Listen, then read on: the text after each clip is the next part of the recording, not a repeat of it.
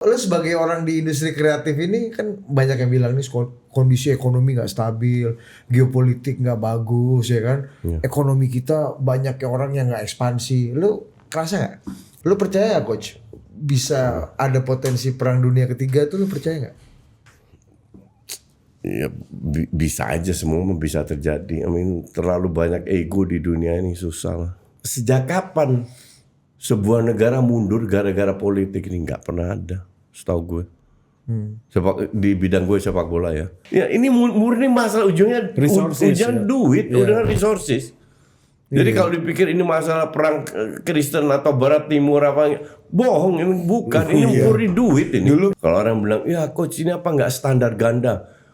Rusia perang Ukraina di ban, Amerika ngebomnya nggak di ban. Ya elah, lu baru tahu kalau dunia itu emang nggak ada yang demokratis atau apa. Walaupun gue paham sekarang apa yang lo, dan ini gue nggak pernah pikirkan. Iya ternyata kalian di Indonesia nggak pernah ya mengalami atau ancaman atau apa. Itu jauh banget ya. Jadi gimana komunis tuh yang lu bayangin dulu gimana? Ya hidupnya hidup kayak gitu, semua diatur pemerintah, hidupnya susah. Makan ngantri, supermarket ngantri, beli telur ngantri, walaupun lu punya duit. Kita nggak punya pengurusan di AFC. Untuk gue itu agak, dan ini bukan hanya di zamannya Erick Thohir, sebelumnya juga. Dan ini negara besar loh. Ini negara besar. Kamboja punya loh. Kamboja aja, Kamboja itu punya pengurus di AFC, kita nggak punya.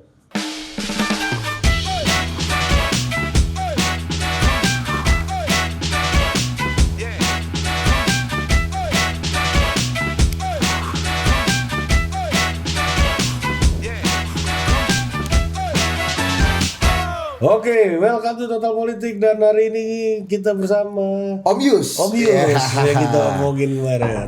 Terakhir kita ngomongin sama Ari, ini mudah-mudahan di bulan Ramadan ini Om Yus ini bertabayun lah dengan orang-orang yang pernah kan masuk ke topik berikutnya. Jersey timnas gimana? Mana lu lihat? Lagi ramai. Gue sih, gue belum pegang ya, tapi gue lihat di IG ini berani dalam arti biasanya selalu itu kan merah, terus ini ada putihnya kan. Sebenarnya gue bilang cukup bagus, tapi sekali lagi gue harus lihat aslinya, baru gue bisa bilang bagus atau enggak. Kalau di IG itu cukup bagus, tapi member gue kan ada berapa ribu ya, itu mereka kasih gue masukan. Ini kayak baju badminton, gue kan nggak familiar di dunia badminton. Kan lu yang bilang badminton kan lu. Iya, badminton. Jadi mereka, coach ini kayak baju badminton. Gue setelah banyak yang ngomong kayak gitu, gue pikir-pikir bener juga. Nah sebenarnya untuk baju badminton, kalau ini nggak jelek, oke lah, ngerti nggak? Yang jadi pertanyaan kan sekarang harga. Kalau itu dulu yang gue protes di Expo kan. Masa harga terlalu 1,2 itu kemahalan buat kita. Mil sebelumnya 800. Sekarang 1,5 men. Berkelahi. Untuk gue way too expensive. 1,5 juta. Ya. Oke, coach, menurut lu kemahalan 1, Iya, gue bilang way too expensive gini. Gue sempet riset ya. Ternyata Kelme ini udah dibeli China. Oke, 80%. Kalau nggak salah menurut data 80%, but that's okay. Jadi mereka klaim punya pabrik di China. Pabrik di China ya wajar kalau perusahaan beli brand di China ya pasti pabriknya di China, nggak mungkin di Zimbabwe kan. Terus barang-barang ini diimport ke sini, untuk gue sih nggak begitu masalah. Tapi kan lu harus tahu daya beli Indonesia seperti apa gitu loh. Lu nggak bisa bandingkan jersey timnas yang lain seperti itu, enggak. Jersey timnas Belanda, orang yang tinggal di Asia, di Afrika, di Amerika masih beli. Orang nggak beli jersey Indonesia di Afrika dan Asia lainnya. Iya, betul. Paling orang Afrika yang atau orang Asia lainnya datang ke sini buat souvenir aja. Lain cerita kan. Iya, itu tapi kalau timnas Prancis, Inggris kan di seluruh dunia dibeli. Jadi nggak bisa dibandingkan. Jadi kalau mereka mahal wajar, tetap ada yang beli. Kalau kita kan enggak, ini kan khusus buat Indonesia. Lu harus adaptasi dengan daya beli Indonesia, dan melihat jersey itu harus dibuat 1 juta. 1,5 juta. Ya 1,5 juta sekarang yang player issue. Itu way too expensive buat orang kita. Menurut gue PSSI itu nggak belajar ya. Nggak belajar dari Expo, betul. Iya, nggak belajar sama sekali itu Erick Thohir tuh. Menurut gue ya, apa salahnya dia tiru gayanya Komo?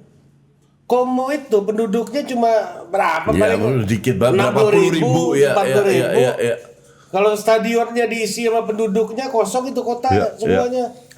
Cuma jersey-nya fashionable. Keren. Keren, yang salah satu yang desain tuh anaknya Pak Prabowo. Mas Didin. Mas Didin. Kalau gua nggak salah ya. Tapi maksud gua orang yang nggak suka Komo pun Jadi, pakai itu tuh oke, ada oke, value-nya iya. gitu loh. Memang mau dia bikin jadi fashion brand.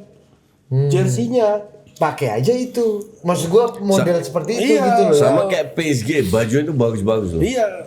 Nah, yang Komo itu salesnya katanya coach itu mengalahkan PSG X Jordan. Oh ya. Ada seri apa Ya, gitu, ya, ya, seri ya. tertentunya. Komo. Komo. Saking maksudku bagusnya. Iya, Jadi dan- orang nggak peduli tuh. Dan lu tahu nggak? Suka apa nggak sama Komo tuh Tahu nggak? urusan Lu belakangan. juga kan karena yang punya orang Indonesia Jarum salesnya banyak di Indonesia kan? Ternyata nggak. Enggak di US bos. Oh ya. Iya. Sales merchandise-nya Karena orang Italia yang tinggal di sana. di kan. US atau Iya, memang iya. orang seneng aja sama Iya, desainnya. iya, betul. Karena jadi kayak Bisa lifestyle sama gitu. kayak gue beli desainnya Inter tahun ini karena bagus aja. Iya. Sama PSG. Kayak gue suka beli jersinya Belanda karena orange aja. Seneng aja gue pakai warna orange kayak Warna gitu kan. orange. Dan Iya, iya, iya. bagus fitnya oke kan. Nggak pernah ini. Dan ini kan ibarat Kelmi di dunia juga bukan pemain dunia banget kan. Iya. Iya. Pemain lokalan lah. Iya, itu kan I mean kalau lu Sama Joma masih gedean Joma kan? kalau nggak salah iya. Iya.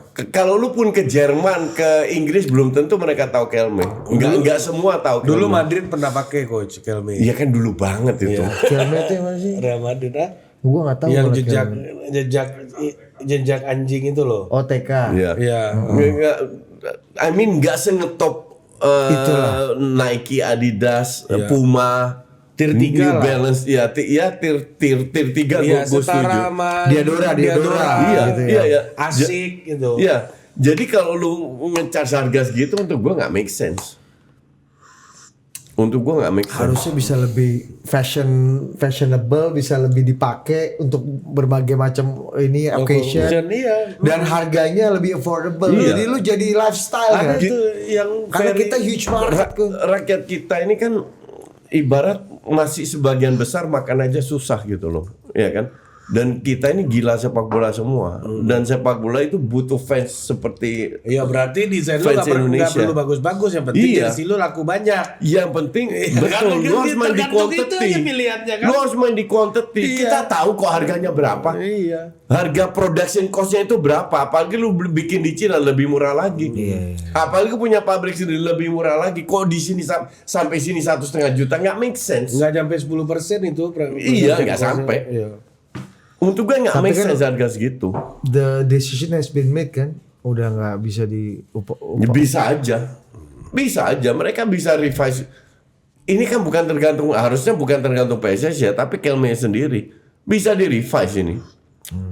Kalau lu turunin ke bawah 1 juta, yang beli itu kan jauh lebih banyak. Ya kalau perlu lu bikin versi 500.000 aja lah. Mungkin ada juga ada 3 versi, ada yang nah itu gua nggak tahu. Player Tapi juga issue, segala macam ya gitu 700-800an ribu juga.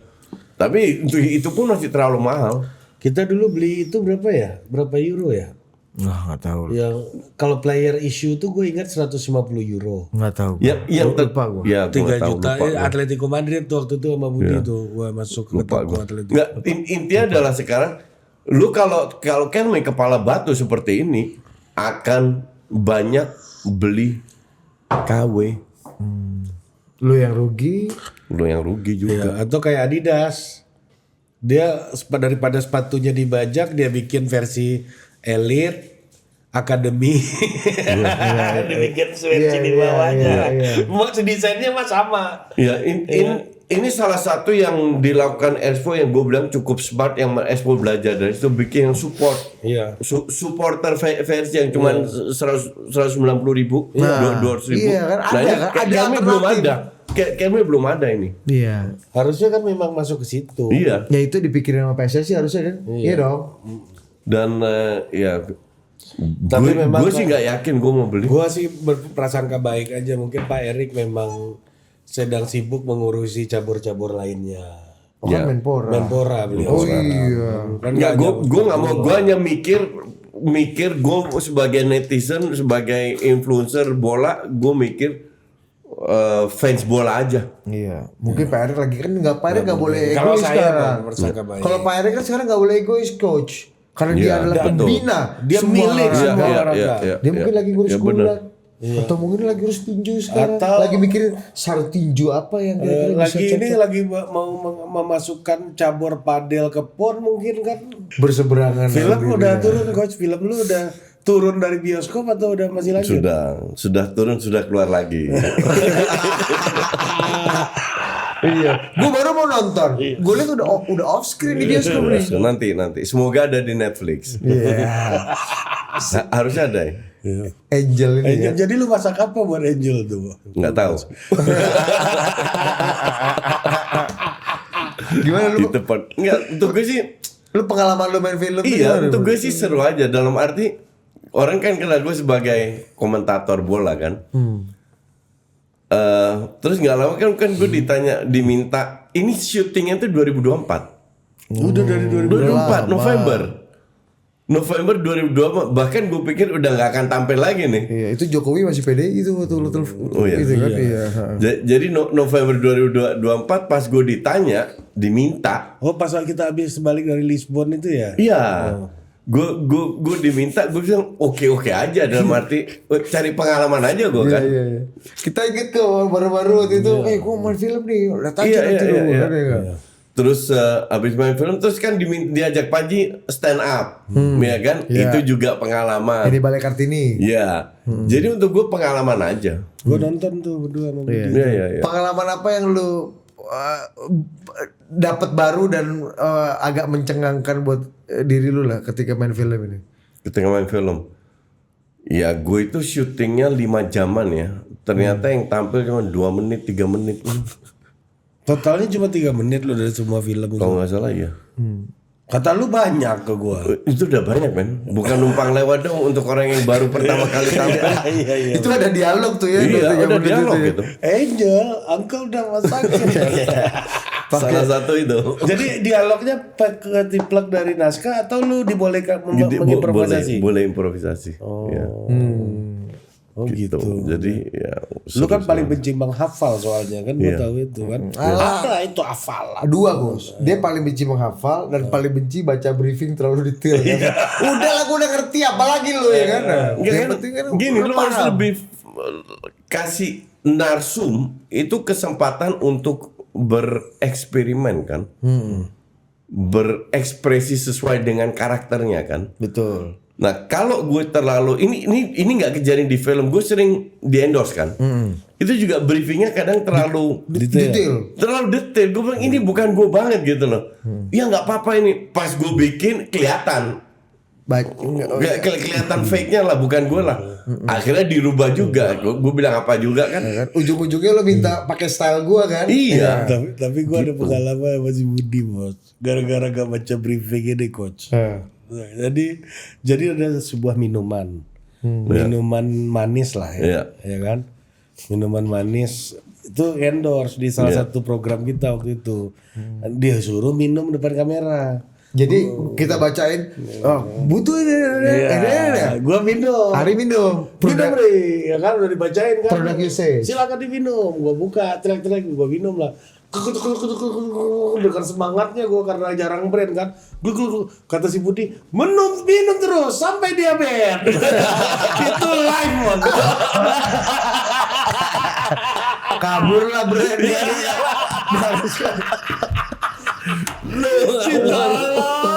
Memang kadang-kadang terlalu eksperimen semangat. Kebiasaan sarkas. Otaknya udah sini. Minum terus, ayo minum terus. Sampai diabetes. Kita baru tahu kan program itu reguler waktu pemilu. Iya. Kita baru tahu kejadian itu, tahu nggak lo kapan? Minggu depannya ketika brand ini disebutin lagi ya, si produsernya mematikan mic-nya gua dan Budi. Produser gini nggak nyala. Nggak bisa suara, ada yang tukang bacain satu. Itu kadang-kadang kan terlalu semangat. Iya nggak? Ya kayak pengalaman lu lah.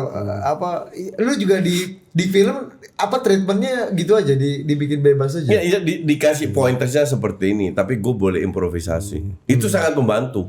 Karena gue nggak suka ngafalin. Dan tapi lu nggak akan mungkin sampai ke level Budi tadi tuh, nggak mungkin juga tuh. Enggak, itu belum pernah kejadian.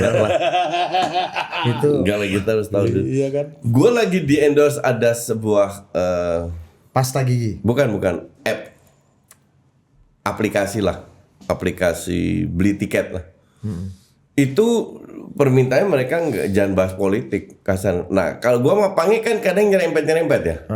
Nah karena kita tahu ya kita nggak bahas. Ya. Jadi ini permintaan klien. Compliance saja ya. Iya. Tapi lu sebagai orang di industri kreatif ini kan banyak yang bilang nih kondisi ekonomi nggak stabil, geopolitik nggak bagus ya kan. Ekonomi kita banyak orang yang nggak ekspansi. Lu kerasa nggak? Kerasa sih. Kerasa tapi nggak. Gini, yang kerasa itu kan lebih brand-brandnya ya. Jadi ya kalau berapa tahun lalu lebih banyak spendnya, sekarang masih spend di gue tapi lebih berkurang. Kerasa. Tapi masih ada. Masih ada. Ya waspada aja, walau sedikit pasti ada kan. Iya. Iya karena kan kalau brand kan yang paling mungkin untuk di-cut dulu kan pasti biaya promosi, biaya ini kan. Yang kedua lay off orang kan. Iya kan. Ya, itu aja tuh. Tapi gue masih aman-aman aja lah. Masih level aman lah. Berkurang tapi masih level aman. Lu percaya gak, Coach? Bisa ada potensi perang dunia ketiga tuh, lu percaya gak? Ya bisa aja, semua bisa terjadi. Terlalu banyak ego di dunia ini, susah lah. Kan kembalinya ke situ lagi. Apa ya? Kita ini kan punya background politik lah. Politik kan juga sejarah. Kalau kita ngelihat jatuhnya perang dunia pertama, kedua, itu kan murni ego ingin menguasai power kan. Ekspansi dari power. Dan sekarang kan masalah beda teknologi aja. Teknologi lebih maju. Jadi tapi niatnya untuk ingin mengekspansi power itu kan kelihatan, terutama di zamannya Trump ini kan kelihatan banget. Ya lu kan nggak bisa masuk negara lu culik presidennya, kan gila itu. You just don't do that gitu loh, ngerti nggak? Sepanjang selama hidup lu baru ini lihat. Baru pertama kali gue lihat. Dan dia kan dia nggak peduli ya, gue lakukan aja. Gue punya senjata, gue punya semuanya. Dan untuk kepentingan gue, bahwa ini bisa terjadi di luar dia benar atau enggak, bahwa itu bisa terjadi untuk gue sih. Kalau ini bisa terjadi, semua bisa terjadi, men. Artinya bener dong, orang khawatir perang bisa sampai ke depan pekarangan kita nih. Sangat bisa. Gue bilang sangat bisa. Semoga enggak. Jadi ini sangat enggak bisa diprediksi lah. Sejak kapan sebuah negara mundur gara-gara politik ini? Nggak pernah ada, setahu gue. Di bidang gue sepak bola ya. Kalau dulu kan karena perang Yugoslavia, akhirnya diganti Denmark kan. Tapi sekarang Iran mundur karena alasan politik, setahu gue belum pernah seperti itu. Iran udah menyatakan mundur ya, itu udah fix itu. Iya, harusnya gitu. Gimana kita mau main di Amerika? Dan Trump kan pertama bilang, oh ya kalian bebas, nggak ada masalah. Timnas Iran datang. Setelah Iran menyatakan mundur, baru dia bilang, ya lebih baik kalian mundur karena nggak nyam. Dalam hati gue, suka lu dah. Tapi kan dulu gue sempat nanya ke lu juga kan soal ini kan. Iran, kalau Iran ke Amerika gimana, Coach, menurut lu, kata gue. Gue yakin Trump ini kan pedagang, kata lu waktu itu. Paling dia jual aja berapa harga, misalnya harga visanya kayak dia main perang tarif aja menurut lu waktu itu. Gitu loh. Makanya kan sebenarnya dia memperbolehkan Iran datang. Irannya yang nggak mau pergi kan. Emang dia sih sebenarnya bukan dengan dia menyerang Iran aja menurut gue karena Iran nggak nurut aja. Yang lain kan nurut semua. Saudi, UEA, Qatar ini nurut semua. Kan Iran di embargo, coach. Ya, exactly karena dia nggak nurut kan. Iya. Dan Coba Iran nurut, ini nggak ada masalah kan? iya, dan lama prosesnya. Iya. Ya mungkin Iran akan main di Piala Dunia kalau rezim yang barunya bisa lebih kompromis atau rezim bonekanya Amerika kayak Iya. di Kayak mungkin kalau Maduro kayak di Venezuela. iya betul. Jadi ya, realitanya sekarang detik ini Iran nggak ikut. Nah ini FIFA udah kalau nggak salah juga mereka mau meeting masalah ini setelah Lebaran tanggal 23, 24 mereka kumpul. AFC kan juga terlibat. AFC kan banyak negara Muslim jadi habis Lebaran lah. Mereka kumpul pengurus-pengurusnya untuk ini gimana nih masalah Iran, siapa yang naik, siapa yang gantiin. Iya. Masalahnya Iran juga nyerang aktif menyerang negara-negara di sekitar tetangganya. Teluk kan, Arab Saudi, Irak, Qatar. Qatar, Oman, Irak Utara, tempat Kurdistan yang diserang, dibom semua gila, sampai headquarter NATO aja dibom yang di Turki. Itu Erdogan masih ngoceh-ngoceh aja kalau dia udah ngamuk dilempar juga itu drone semua itu. Iya. Iya kan? Iya. Jangan-jangan nanti yang fight against Iran bukan Amerika sama Bukan Israel Amerika aja. lagi. Iya. Sekitar. Ya kalau kayak sekarang gini lah asumsi Malaysia perang lawan itulah Amerika. Mendadak Malaysia ngebom Indonesia. Apa nggak ngamuk lu? Iya kan? Apa urusannya sama Apa gue? urusannya sama gue kalau ngebom gue gitu loh. Hanya karena ada kapal Amerika di sini. Kan ngamuk. Ya sekali kita merem, 2 kali merem, 5 kali ya gue bom balik lagi loh.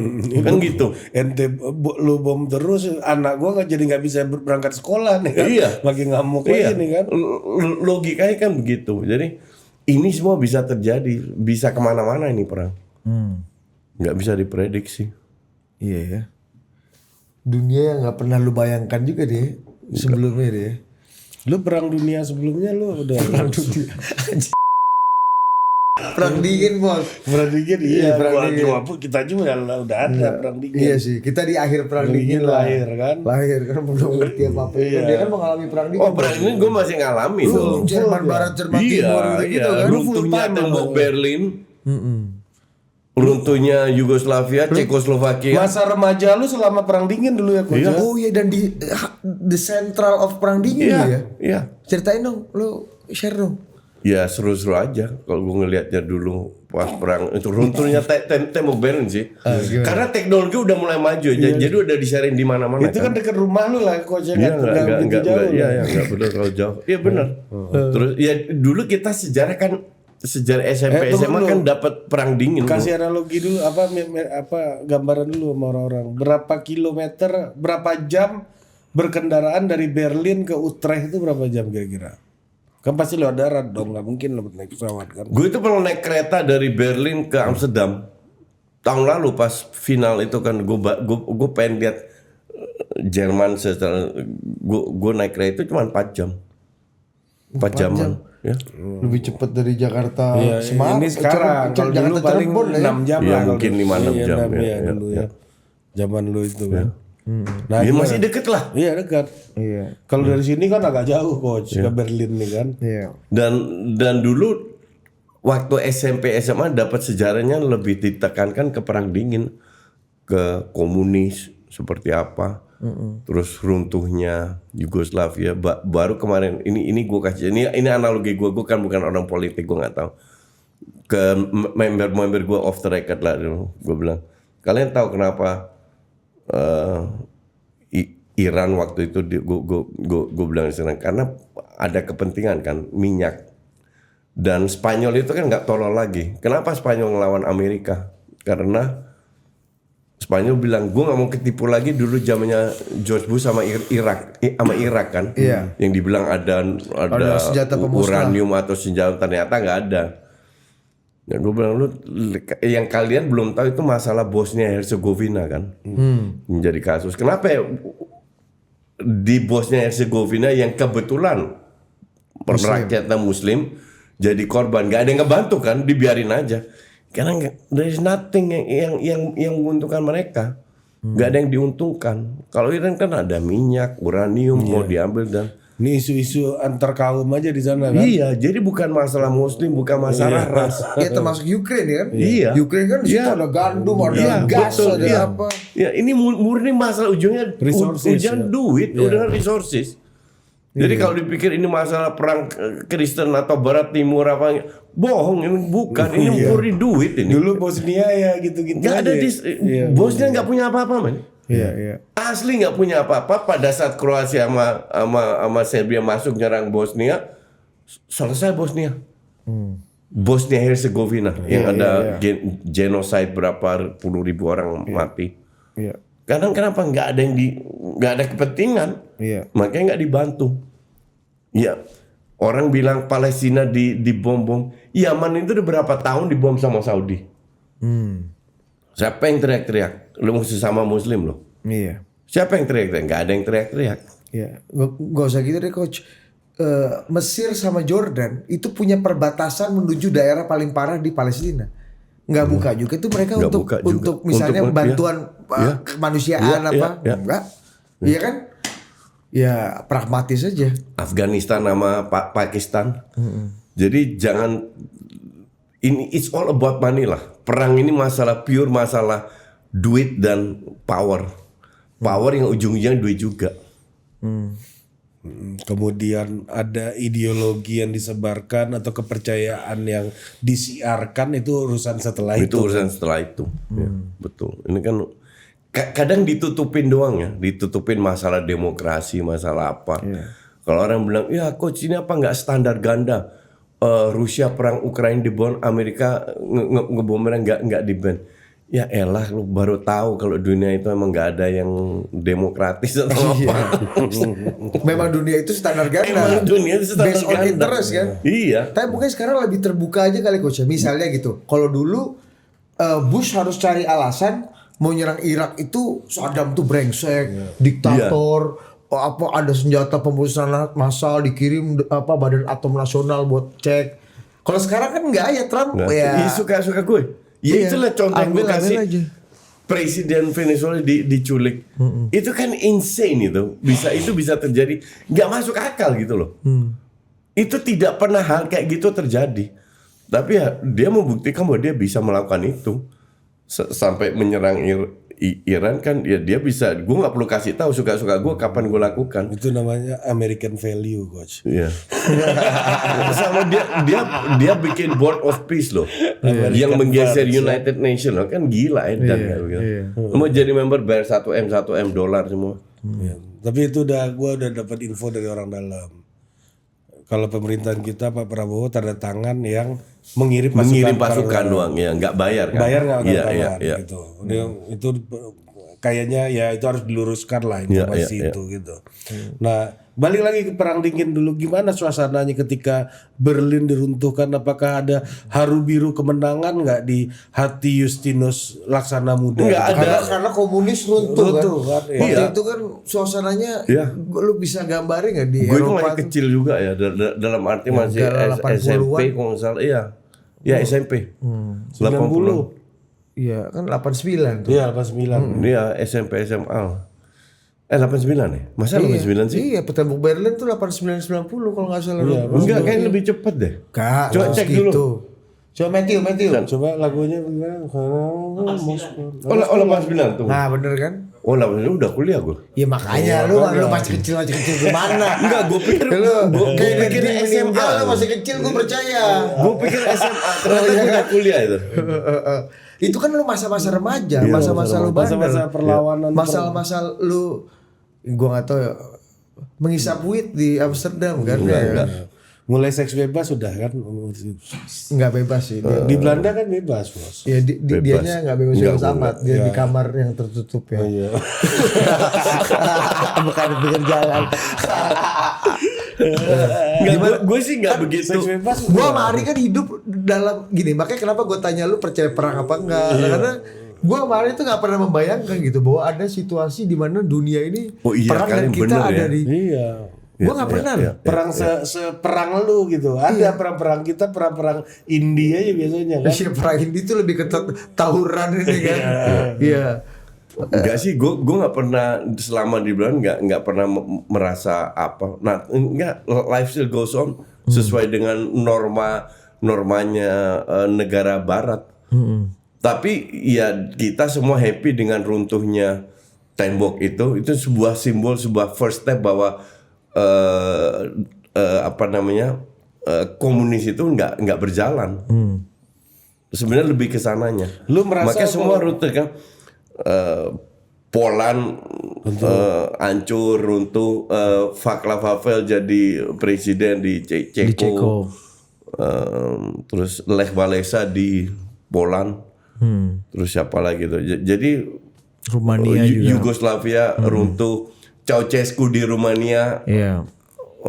Mati, Iya, ditembak. lu kan mengalami itu tuh dari dan itu kan Lu apa lagi nama-nama kepala negara? Ceausescu, kita tanya Dan Petrescu sama George Haji sama Rumania.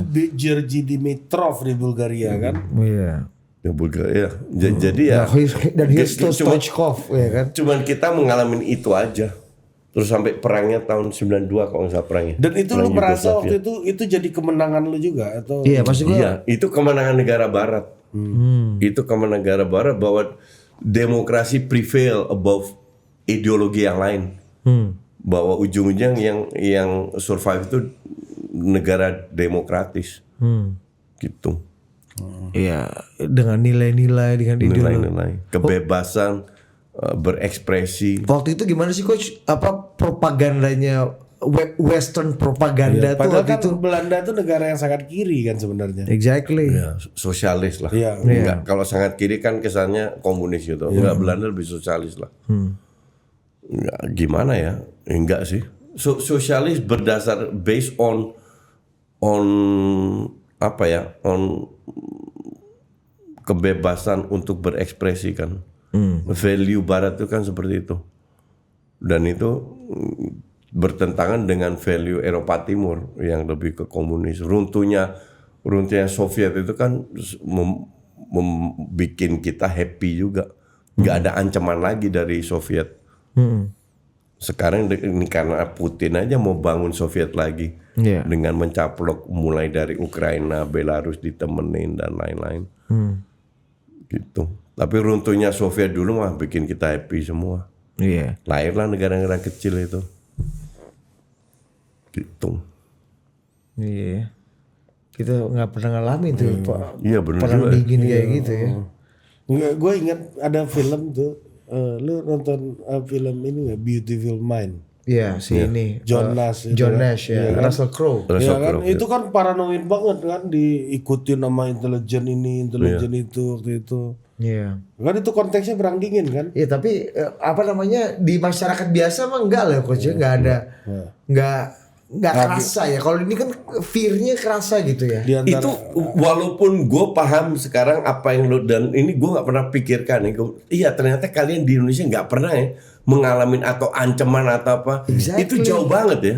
Iya, itu kita yang damai aja. membuat karakter lu beda sama kebanyakan kita ini. Lu tumbuh besar di Di situ, remaja dunia lu di yang situ. insecure, lu di dunia yang insecure. Sebenarnya nggak insur juga, Rik. Gue nggak pernah mengalami ancaman dari komunis dan lain-lain.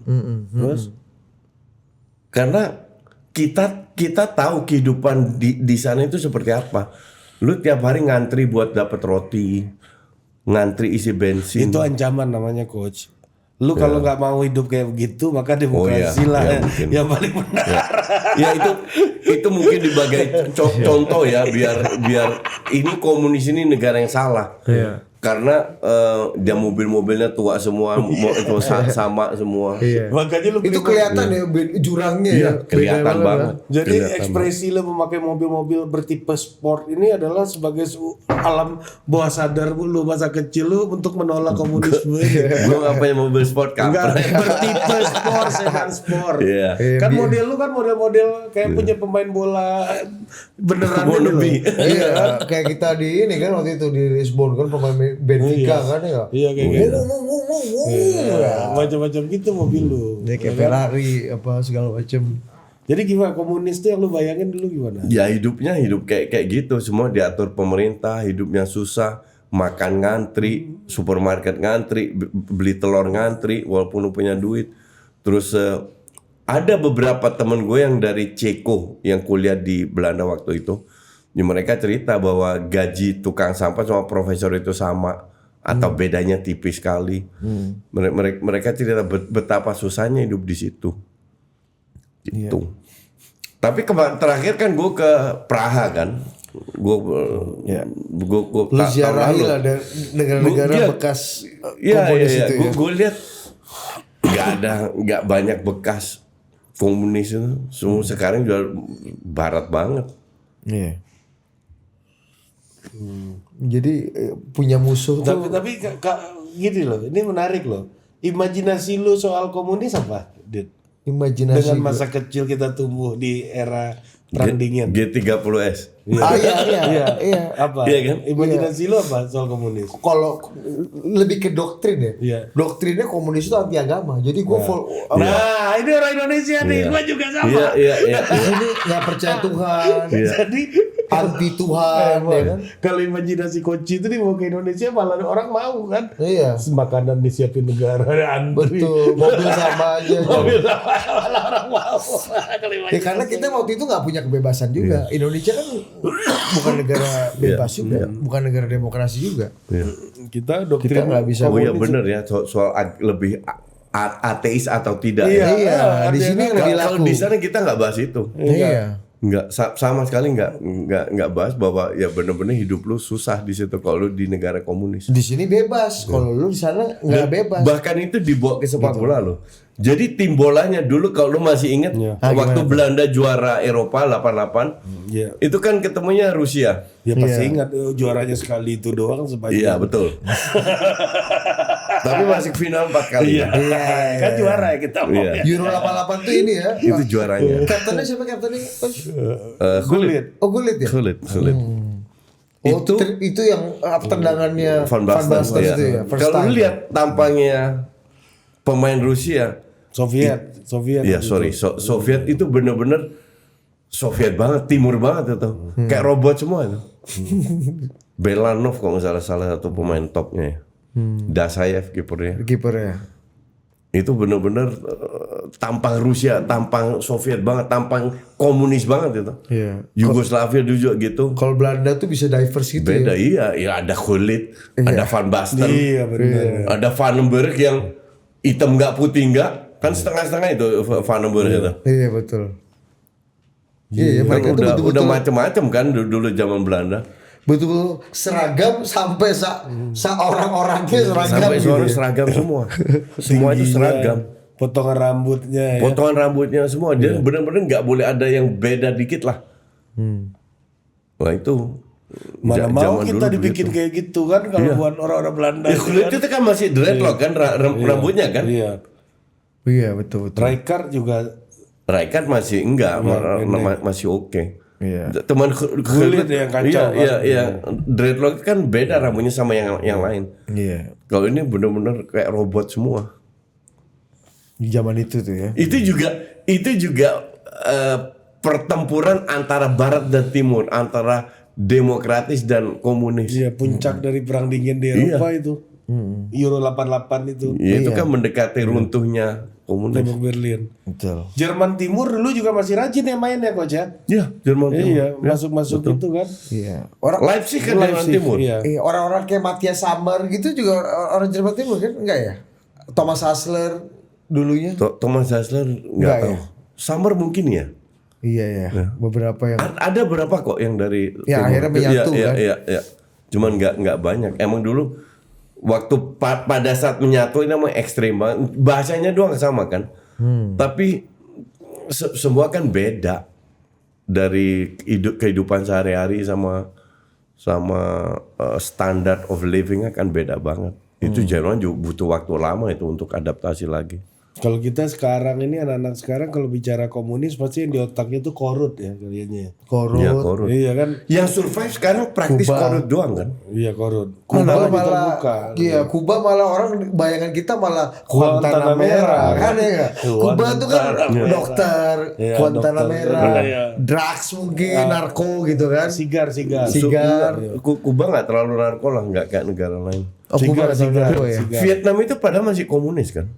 Vietnam masih komunis sekarang. Gue 2 kali ke Vietnam, untuk gue sih nggak ada komunisnya. Yang kita ingat tuh kalau Vietnam. Nggak ada komunisnya itu Vietnam. Vietnam itu semua tanah punya negara. Iya. Jadi lu disewakan aja. Jadi kalau lu boleh berusaha, negara yang menyewakan tanah itu kan lu gak ada kepemilikan private kepemilikan tuh gak ada. Iya. Kalau lu macem-macem, negara tinggal cabut hak lu. Cina kan masih komunis juga. Iya. Tapi lihat aja ekonomi kayak apa. Iya yang komunis bener tuh di kepala orang sekarang Korut korut. doang.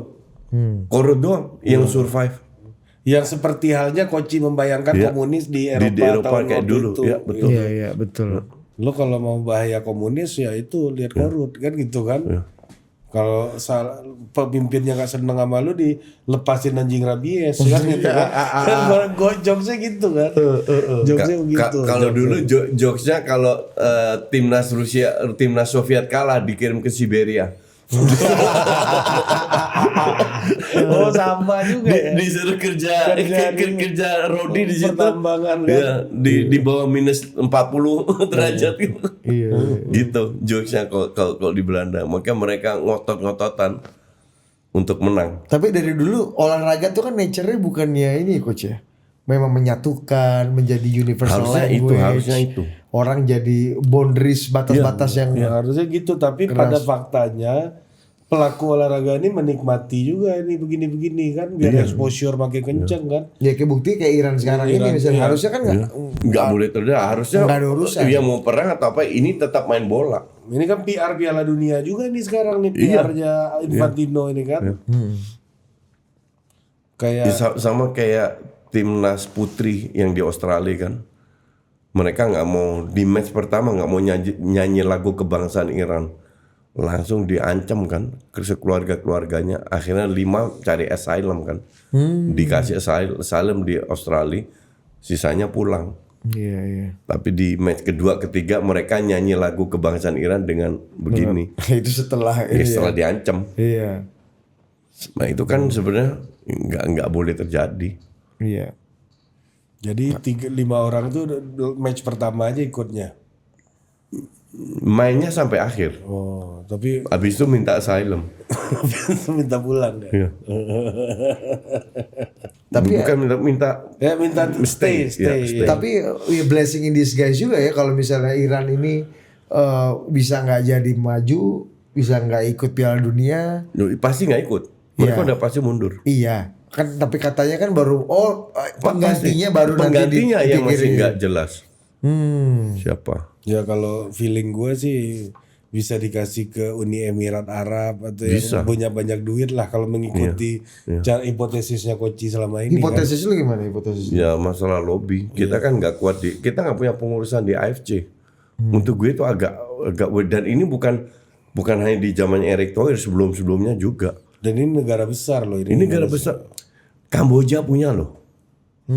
Kamboja aja, Kamboja itu punya pengurus di AFC, kita nggak punya. Filipina punya, Kamboja, terus apalah Myanmar, punya negara yang absurd itu ada. Iya server aja mau pindah dari Kamboja. Ya, mungkin untuk memastikan itu jadi bola ini. Yang absurd itu ada pengurusnya, kita nggak ada. Insane itu.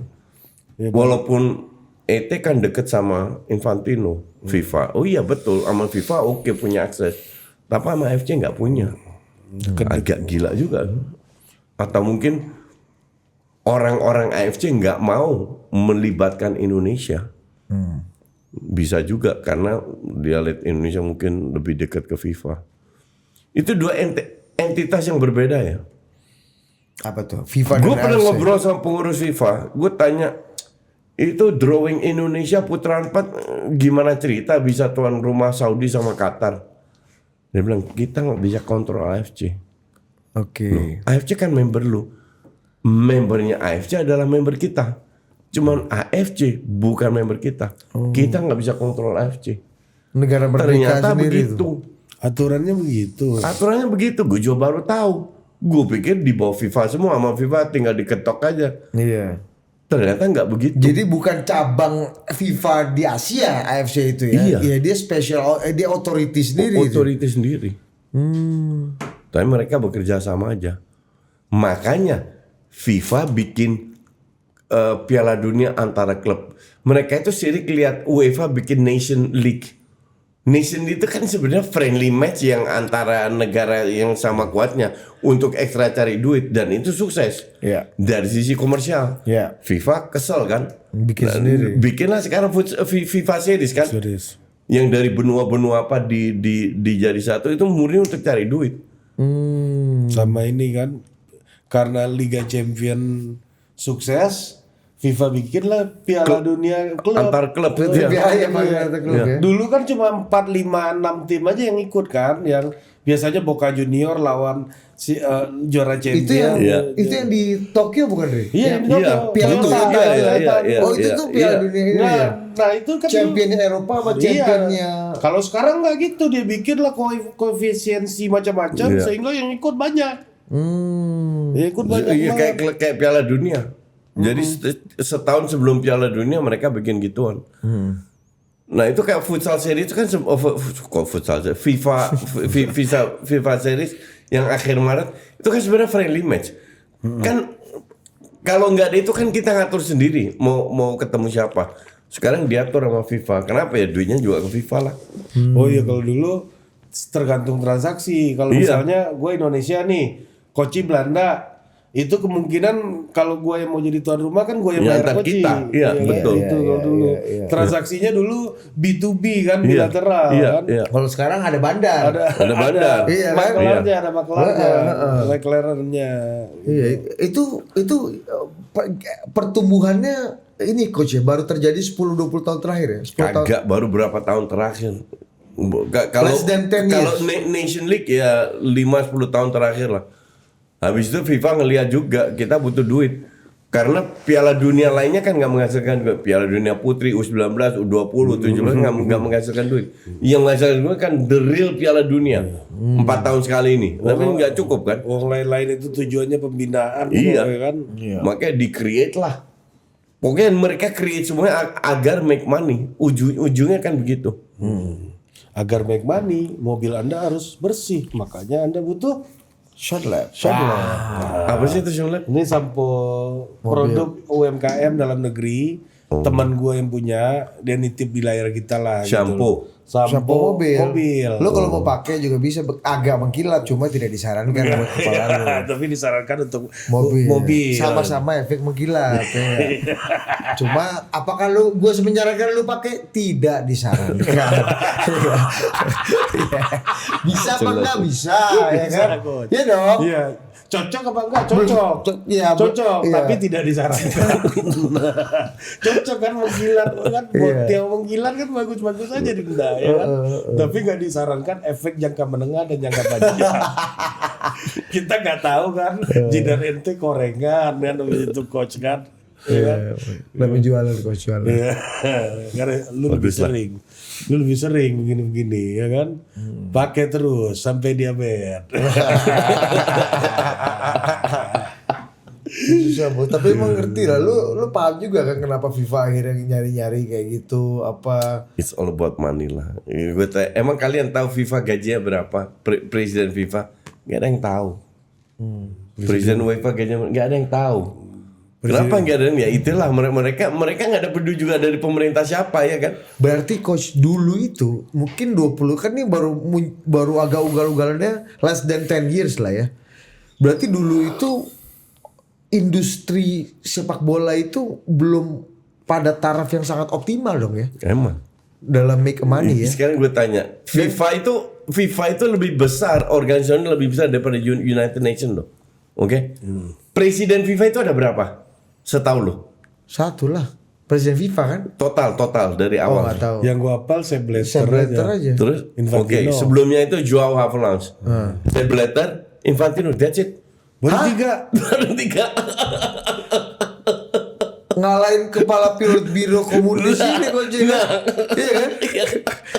Hah? Baru 3. Indonesia aja ada 8 kok ya kan. 3 presiden FIFA. Ya.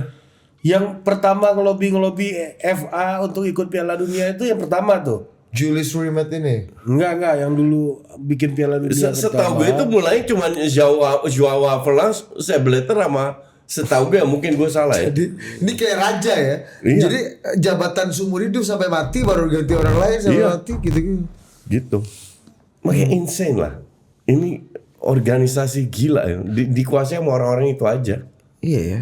Dan orang dan Ya, membawahi jurat pada juta saat orang mereka fanatik. ditangkep-tangkepin, kok bisa Interpol yang markasnya deket FIFA, deket UEFA nggak ada yang nangkep. Kok yang nangkep harus FBI? Oh iya. Ya kan gila. Iya, dan kenapa FBI baru nangkepnya sekarang gitu-gitu kan? Enggak, kenapa FBI baru bisa nangkep mereka? Karena duitnya mereka taruh di American soil. Di bank di Amerika ya. di tanah 9. 9 ya? Iya. Dari siapa? Dari tahun berapa itu? Tetap nggak banyak juga sih bos ya kan? Ya, dari 1904. Oh iya. 9. Enggak. Bentar, lu lihat Joao Havelange sama Sebletter berapa total berapa tahun? Joao Havelange dari 7498. 7498. Iya, yang lain pendek-pendek sih. Iya, yang lain pendek-pendek. Itu dua orang itu lama banget Ini itu. buat melegitimasi doi Iya. jadi kayaknya yang lain deh. Itu kalau Average down ya. bentar. Bos? Iya, average Kalau down. 1904 kan nggak ngetop sama sekali. Nih, Banyak yang nggak main bola nih, cuma berapa tahun yang- berapa tahun. Gua kasih- Dari tahun gua 74. Iya. Gua kasih Dari zaman data. Cruyff itu ya. Iya. Aneh kasih data dulu nih. Yang pertama Robert Guerin, Prancis. Tahun. 04 sampai 06. Nah, itu berapa dua tahun? 2 Zaman tahun. pra inilah Ya itu kan, yang kedua Daniel Wolfall, Inggris. 06 sampai 18. Berapa Iya, tuh? 12. 12 ya. Yang ketiga Yule Rime Iya. 2154. Ini lama nih si Rimet nih coach. 21. Hah? Iya. Berapa? 33 ya. Iya. Redol ya ini konteksnya perang sih ini. Perang dunia 1, perang dunia 2 Iya, nih kan. itu. Makanya panjang nih kawan nih ada konteksnya nih, ya kan? Iya, tapi bisa kayak gitu ya. Julius Rimet nih gua masih bisa terima lah. Iya. Karena Piala Dunianya ditunda apa segala Iya, macam iya. karena perang, Zaman pra modern lah. Iya. Ini kan FIFA modern lah. ini Dai. perang dunia 1, perang dunia 1 tuh terakhir kapan terakhir? 1918. Iya, sekitar gitulah ya. Ya, ini perang dunia 2 nih. Iya. 21 sampai 54 nih perang dunia 2 lah. Iya. Ya kan? Nomor 4 tuh Redolphin Seldreyers, Belgium. Itu 54-55 setahun. Setahun doang. Ya. Yang mulai paling lama dari itulah Joao Havelange, Sebletter itu udah berapa puluh tahun itu berdua. Joao ini Zaman lu remaja ya dari Iya. lu belum. Iya. lu Joao ini 24 tahun coach. Iya. 74 sampai 98. Iya kan? Iya. 24 kan? Si Blatter 98 2015. 17. Jadi yang panjang itu ini 2 Sama Jules Rimet. Jules Rimet yang Jules Rimet tuh nomor 3. Tapi kalau lu lihat zaman dulu sepak bola kan nggak ngetop dulu. Iya. Emang yang main Piala Dunia pesertanya berapa? Iya. Industry of football tuh ya si Dia 74 itu. Siapa tadi presidennya? Sebletter. Bukan. Joao Havelange. Ya, Iya, iya. benar itu. Mulai dari situ mulai dari situ pelan-pelan udah mereka kuasai. Ya, Mulai industrialisasi kan. Iya. Ya kalau masa-masa ini kan memang kita butuh ketua kan. Iya, betul. Emang kita yang butuh ketua. Emang butuh pengurus. Itu kalau ceritanya Bang ini kan, Bang Trimedia kan dia ketua Gulat. Itu waktu gua ambil itu kan, kata Menporanya, "Bang, ini masih ada yang butuh ketum nih Bang, Abang ada teman lagi nggak?" Pas Trimet udah ambil nih Gulat kan. Ini aja ada. Kalau bola gitu basket, badminton lebih gampang lah jadi ketua aja kan. Tapi kayak panjat tebing itu tuh ada Mbak Yeni kan bagus. Tenis aja Nurdin Halid akhirnya orang merasa bahwa ya udahlah kita ngobrol sama kita pikir bos Nurdin Halid bos ketua PLT ketua tenis bekas ketua umum PSSI kan gue pikir orang akan terutama Resisten. yang ini resisten itu Karena kalau di ini dunia udah tenis ya. kelas menengah dan siapa Janice Chen Aldila ini kan Macem lagi lah. naik kan. Iya kan? Ternyata buat mereka masih untung ada yang mengurus. Iya, gila kan. Iya.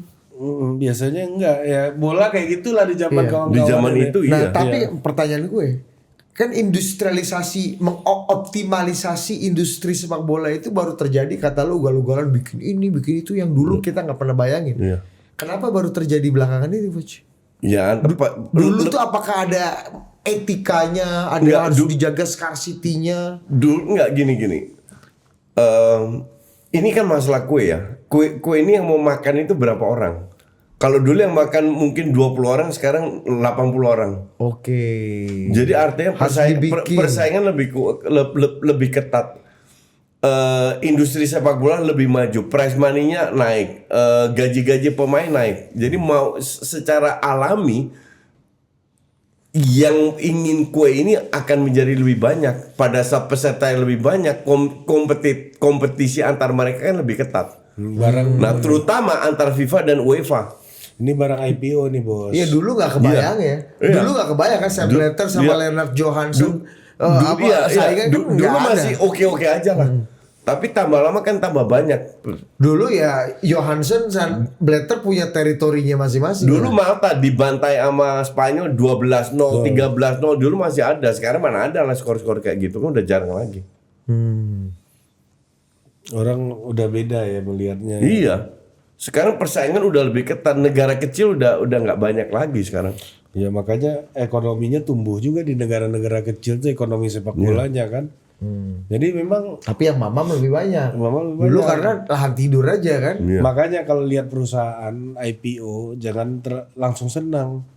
Ini artinya abis ini lu diperas nih sampai keringat lu habis kan. Gua nggak minta lo kerja sampai mati. Iya. Setengah mati aja.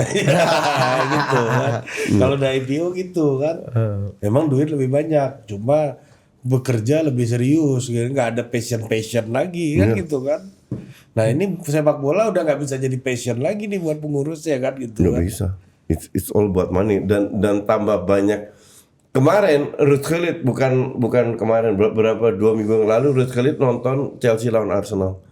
Dia bilang gue kayak mau berhenti nonton bola, dia bilang. Kenapa? Ya. Seorang Ruud Gullit loh, yang sekarang juga jadi komentator di beIN Sport yang di Sky atau pokoknya TV besar di Eropa lah. Ya. Ini udah nggak seru lagi, karena sekarang menghalalkan segalanya untuk menang. Lahirlah itu Bukannya bola-bola menggunakan mati. segala cara untuk menang itu akan menciptakan keseruan yang lebih hakiki, Coach. Enggak. Dan dulunya Justru sekarang menghalalkan segala untuk menang, mengorbankan estetika bermain sepak bola. Yang menurut mantan pemain yang hebat itu udah nggak seru lagi. Apa yang men-trigger Gullit melontarkan komentar kayak gitu menurut? Itu bola mati. Oh. Maksudnya gimana? Jadi Nih buat gue yang awam nih. Oke, Inggris sekarang itu tahun ini ya, itu gol dari bola mati. Bola mati itu penalti, free kick, corner kick, and throw in dari standard situation. Itu sekitar 34-35% dari semua gol. Oke. Tahun-tahun sebelumnya itu di bawah 30%. Artinya lebih banyak. Dan terutama Arsenal yang menciptakan gol dari corner kick, ternyata bukan Arsenal dong, MU juga cetak banyak kok, Crystal Palace dan banyak klub lah. Nah itu untuk orang selevel Ruud Gullit lah, ya ini udah nggak seru lagi nonton kayak begini. Buat Gullit tuh nggak masuk akal tuh. Ya? Iya, bahwa lu udah mengorbankan sepak bola indah lah kasarnya. Bukannya skillnya orang ini yang jadi lebih tinggi. Lama-lama justru skillnya jadi menurun. Karena mainnya dari bola mati. Kalau lu lihat sekarang, lu dulu ikutin sepak bola kan? Iya dulu spesialis bola mati misalnya Beckham tuh corner namanya free kicknya top. Sekarang gue tanya, lu tahu nggak striker yang top itu sekarang siapa? Nah, Kalau dulu sekarang paling dulu Batistuta. nggak sekarang paling Mbappe sama Haaland. Itu yang top. Ya itu yang top. Tapi sisanya di bawah itu mungkin Osimhen. Osimhen. Iya. Vlahovic. Ini siapa? Vlahovic sisanya kan Gyökeres enggak? Gyökeres. Gyökeres kan sampah. Udah cukup. Iya kan? Iya. Oke. Siapa Oke, lagi, lanjut. Itu kan nggak banget gitu loh. Rodriguez. Tapi harganya 70-an. Bellingham. Dulu itu semua negara punya striker top. Iya, Batigol. Nggak usah, bukan hanya batik gol, you name it lah semua. Levelnya kayak apa? Lu lihat timnas Brasil sekarang, Martinelli aja jadi pemain. Number 9 itu ini banget ya. Lu kalau lihat Brasil 15-20 tahun lalu kayak apa timnas? Ketemu Brasil udah kalah 2-0. Masuk lapangan udah kalah duluan lu. Sekarang Brasil By default udah kalah ya? Iya, by default udah kalah. Sekarang Brasil kayak apa nih sekarang? Dan sekarang udah pemainnya bener-bener kreatif. Penggantinya tim lu lah AC Milan, Modric 40 tahun aja masih dipakai. Kenapa 40 tahun masih dipakai? Selevel Modric sudah nggak ada lagi. Jadi kayak ini ya. Siapa playmaker yang bagus sekarang selain Bruno Fernandes? Odegaard udah menurun 2 tahun terakhir. Siapa lagi? Ada Gulen nggak kelihatan. Nyaris nggak ada. Sekarang udah benar-benar butuh keker, heading, udah kayak robot sekarang. Kalau apa namanya? Kalau dulu ada perdebatan antara Guardiola dan Ancelotti gitu ya. Guardiola itu bikin banyak operan untuk bikin gol gitu di Barcelona. Ancelotti bilang Di Madrid. Kalau gua bisa cuma 2 jadi gol, ngapain gua harus bikin 50, kata Ancelotti kan. Cuma 2-3 operan terus jadi gol ya, kenapa harus 50 katanya. Hitungnya juga 1 katanya kan. Artinya Ini lebih radikal lagi. Kita corner aja. kita corner aja bisa. Ngapain gua harus bikin 2 atau 3 operan. Gua fokus di oh gitu. Iya, itu. Siapa yang ngerusak ini ya, Bro? Arsenal. Dimulai dari Arsenal karena Arsenal udah spend begitu banyak 7 tahun nggak dapet apa-apa. Ya udah kita cari gol aja. Susah cari gol. Striker yang top udah berkurang, udah lewat corner kick aja. Ya untuk gue sih agak lucu. Justru sekarang yang banyak gol dari open play tahu siapa? Liverpool. Liverpool rank berapa? 6. Rank bawah. Like it or not. Sekarang justru ya Arsenal. Gue sih gue nggak percaya lu bisa jadi juara dengan bola-bola mati doang. Nggak make sense untuk gue. Iya. Iya, Liverpool 6. Tapi iya, tokoh perusaknya siapa coach? Sehingga maksud gue ya. Arteta. Oh, jadi akhirnya ini jadi sebuah kebenaran umum yang Biasanya orang Budi mencari kalau itu ya. temannya bikin kesel sama orang itu bangsa Arteta emang katanya. Iya. Coba. Anjing Arteta.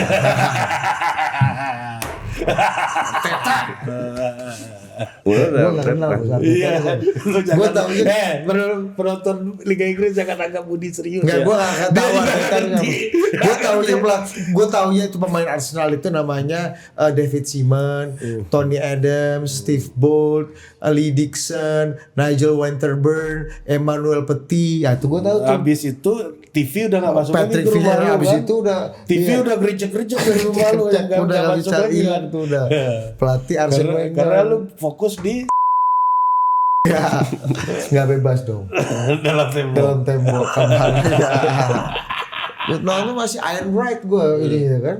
Yang bright. Striker, iya. Gitu. Itu zaman gue suka Arsenal tuh. Tahun 90-an. Lah lu bukannya suka Arsenal terus? Enggak. Dia Utrecht bos. Utrecht. Oh iya. Dia klub bola terbaik di Itu muka bumi Arsenal- ini bukan kunci Utrecht bos. Ya kan? Waktu itu Wenger tuh inovator banget ya, Iya. coach ya. Ya. Membuat apa namanya permainan jadi lebih Jadi lebih atraktif. Tapi atraktif dengan ya. belanja Arteta sebesar itu dan hanya bermain kayak begini-begini nih, menurut lu ini salah di mananya coach? Salah asuh. Iya kan? Ya kalau lu mau cuma main ngandelin bola mati ya lu nggak perlu spend 1,2 miliar euro lah. Hebat juga ya Arteta bisa ngerusak dunia sepak bola sehebat itu. Kan gue sebagai orang yang ngikutin bola sekarang. Makanya harusnya Arteta itu sebenarnya kalau melihat dari estetika nggak boleh jadi juara itu. Kalau kata gitu. Arteta kan, Pep juga dibilang merusak sepak bola kok. Tapi kalau gue sebagai fans Arsenal, of course gue pengen Arsenal juara ya. Tapi untuk mendukung estetika itu sebenarnya nggak benar. Iya, lu harus dong, nggak lu fair juga kan, ya nggak? Tim yang lu idolai ternyata menjadi apa perusak ini kan. Iya. Perusak filosofi Johan Cruyff. Hebat juga pemahaman bola lu. Iya, gue hebat juga.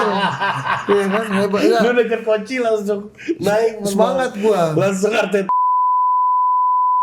Rusak sih kan. Kita ini kan makanya gue main FIFA aja sekarang masih pakai tim lama.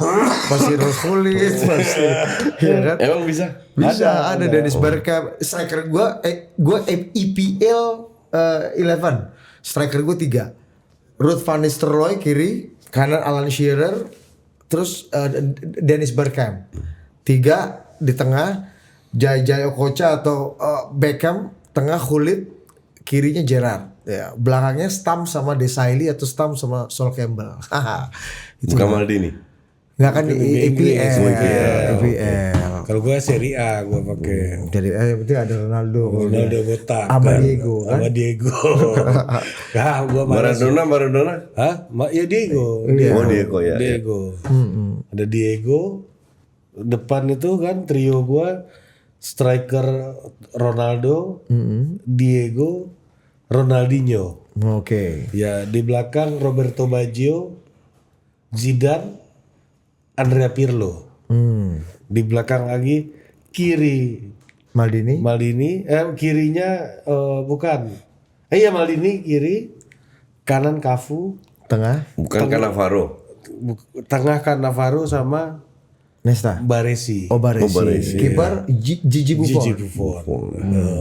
Kiper Dino Zoff lah. Iya. Ya ada Kita nonton aja nggak pernah. Berduanya Van der Sar di situ. Gua kiper Peter Schmeichel. Ya. Itu kalau Belanda jarang punya kiper bagus ya coach ya. Van der Sar itu lah kayaknya era awal kan. Terakhir Van der Sar, sebelumnya kan Van Breukelen. Iya. Gue Yang suka Jongbloed. kiper. Gue suka kiper Belanda tuh satu coach sebenarnya Siapa? coach.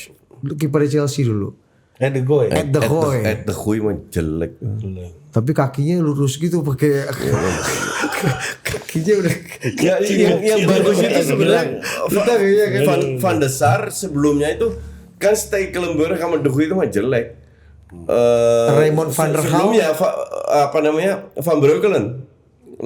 Nah sebelum Van Breukelen kan De Jong, Piet Schrijvers.